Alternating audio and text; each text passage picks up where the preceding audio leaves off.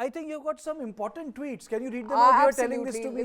She'll read it out to you. Let me read them out. It's important because Amitabh Kant, who's the Sherpa, has sent out some interesting tweets mentioning what could be a part of the New Delhi Declaration. What does it focus on? And he says, number one, strong, sustainable, balanced and inclusive growth. So we're talking about economic growth. We're talking about policy initiatives and initiatives for all countries that are participant of G20, accelerating progress on SDGs, so Sustainable Development Goals, and how progress can be accelerated on that front. Green Development Pact for a Sustainable Future, multilateral institutions for the 21st century, reinvigorating multilateralism. So essentially talking about moving away from the Western bloc, not looking at Western bloc anymore. I'll just stop you for a minute. Aditya, are you there? Yes, Aditya, yes, Karthikeya. Yeah, Prime Minister has achieved impossible, boss. ये हुआ कैसे यार? How did he do this? Well, absolutely. This is an impossible development that is really happening for days together. It was being said that a consensus will not be reached at the G20 at the Bharat Mandapam in New Delhi.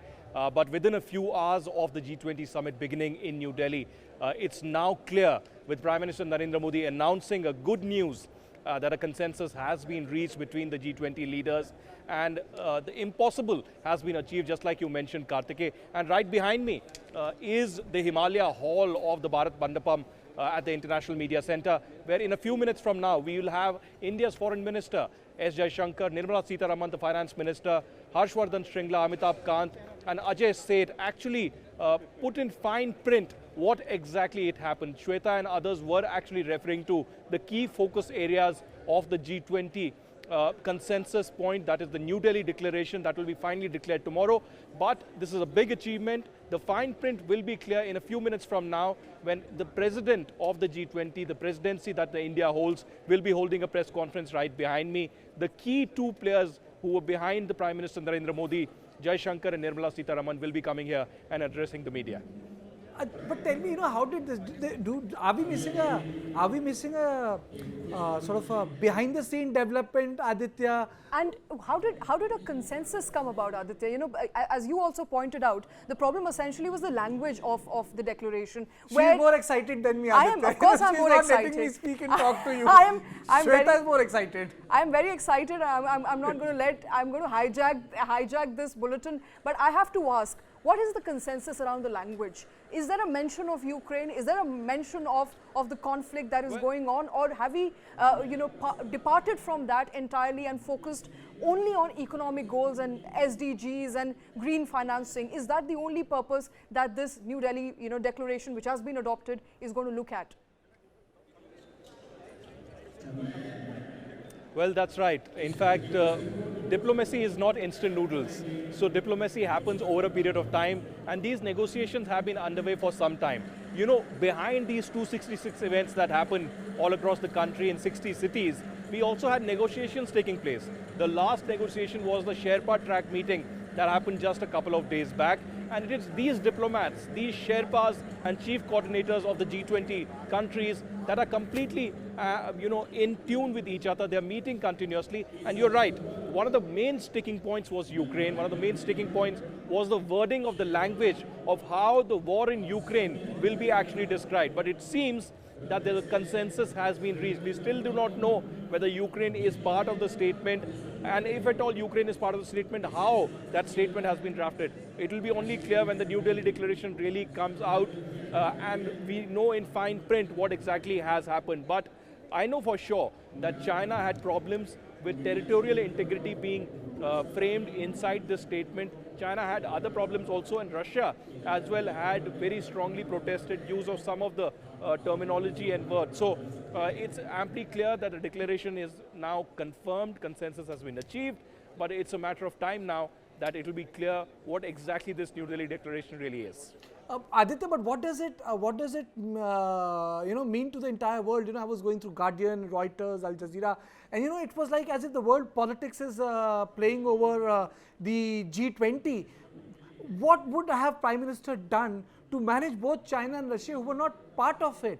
Or or the fact that there is a declaration, they are not there. It looks as if we can piece all of them together. It's like the world of diplomacy. half of the things are not in front of the eye. Right. Which means that they must have, something Karthike, must what have would been really worked out. helped is India's closeness with Russia. Absolutely, I understand your question. You know, one of the things that would have helped Karthike really is India's closeness with Russia. India already is close with the United States in Europe, but has historical ties with Russia as well. India also does not want to upset Russia. India at the same time does not want to upset the West. Prime Minister Narendra Modi during the last G20 summit in Bali had mentioned that this is not an era of war. New Delhi will always speak about peaceful resolution, talks and dialogue to take place between these nations and countries so that there's a peaceful resolution. But time and again there was criticism happening from the West and other players as well. But Prime Minister Modi continuously was also in touch not just with the West, but directly speaking to Putin as well as Zelensky. So New Delhi's approach of not siding with one bloc over the other has really helped. Russian President Putin has also welcomed this at several levels whenever there has been a bilateral or dialogue or a phone call between these two leaders. But at this moment, from the G20, from the Bharat Mandapam, the big news really that a consensus has been reached. New Delhi declaration will be out soon, but before that, we'll have key players behind Prime Minister Narendra Modi, Nirmala Sitharaman and S. Shankar just speaking in a few minutes from now, right behind me. We will perhaps bring to the viewers what exactly they have to say about the New Delhi declaration. I'm not sure if they will bring out the fine picture of the declaration, but certainly consensus has been reached and we are waiting for the last word from these two ministers. Aditya, you know, I have to say this. Sorry, I'm in studio and not there. But you know, I can't resist saying this. You know, आपने तो पास 2 दिन का बनाया था, काम तो आपका भी खत्म हो गया. चलिए वापस दफ्तर आ जाइए अब. एक दिन का काम बचा है. बिल्कुल सही बात है. लेकिन कहानी अभी पूरी नहीं है. पिक्चर अभी बाकी है. पिक्चर अभी बाकी है. फ्यूचर बाकी है. पिक्चर अभी बाकी है. तो आदित्य का काम तो अभी खत्म हो गया. 2 दिन का था. आदित्य दफ्तर ही नहीं आ रहे थे. He was going to Bharat Mandapam. You know, because there can always be a word play, Karthike, there can always be a word play. They could have not, they could have mentioned Ukraine, but termed it in some manner that it would have not upset either the West or Russia and China. So we'll have to wait what kind of a wording, what kind of a terminology they used in the declaration. So that would be important, that would be paramount and key. So you know, when he's talking about the wordplay, I also want to, before we break into the press conference, you know, as he really said that, you know, there's so many things which have happened.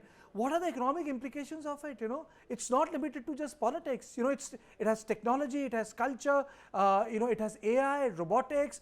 It has so many things. Take us through that. We essentially forget, but G20 is not a geopolitical group. It is an economic group, where politics weighs in heavy as it does in every other grouping. So what were the mandates of G20? What was on the agenda? Agenda essentially was very clear. We wanted multilateral banks. We wanted alternatives to Western, you know, Western financial institutions like IMF, World Bank, which give funding to certain countries at whims. For example, in case of Ukraine, Ukraine did not have to wait for months and months to get that relief package. As in when Russia invaded, there was an immediate relief package sent out to Ukrainians. But Sri Lanka, our immediate neighbor, had to wait for months. Their economy was in tatters, but there was no relief coming from IMF. So multilateral banks, essentially banks that are not dependent on Western allies, that has happened because Amitabh Kant says it's happened. You know, Aditya, tell me one thing. It's a great leg up for Shankar, you know. Let us not forget the players, boss. You know, I think Nirmala ji must, you know, had done a great job. But it's a great leg up for Shankar. Aditya, you know, imagine what Prime Minister must have said. You know, Subbu, you need to deliver this. Like anyone, like, you know, the second in command, third in command. You better do it. Yes, boss. And he has done it. Shankar has delivered this to the Prime Minister also. You know, Karthike, absolutely, he has delivered, and like how. And Shankar is a master diplomat, he's a master career diplomat, and two sides of Shankar. This is the same Shankar who immediately after the Russia-Ukraine war actually, you know, responded to the rhetoric coming in from Europe. The preachy tone, the kind of terminology and the tones that Europe was using in India, it was Shankar who actually spoke in Europe, against Europe, and actually exposed them at their own bluff. So this is the same Shankar who is now equally magnificently actually spoken like a diplomat, to all the diplomats, counterparts from the G20 nations, and finally, which is resulting in this consensus.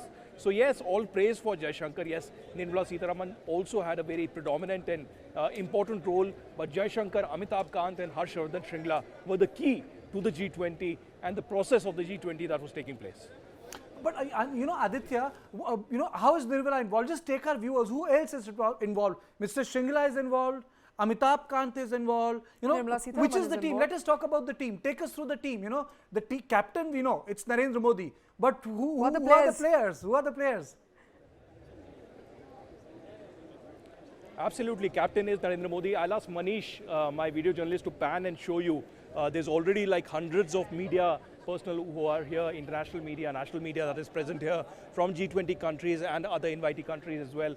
That's the podium where the press conference from the presidency, that is from India, will take place, and the key players will be on the stage. We'll have Shankar, the Foreign Minister of India. We'll have Nirmala Sitharaman, the Finance Minister.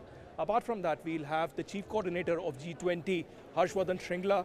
We'll also have the Sherpa, Amitabh Kant, and finally Ajay Seth, who's the Secretary of DEA.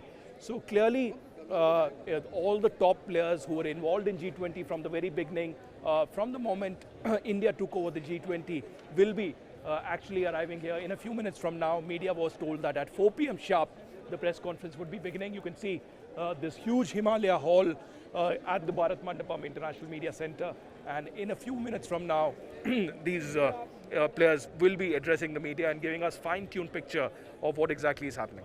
So it's going to be Shankar, it's going to be Nirmala Sitharaman, and any other person? Any other person apart from them? I think the Foreign Secretary, Amitabh Kant, Shringla, will they be there?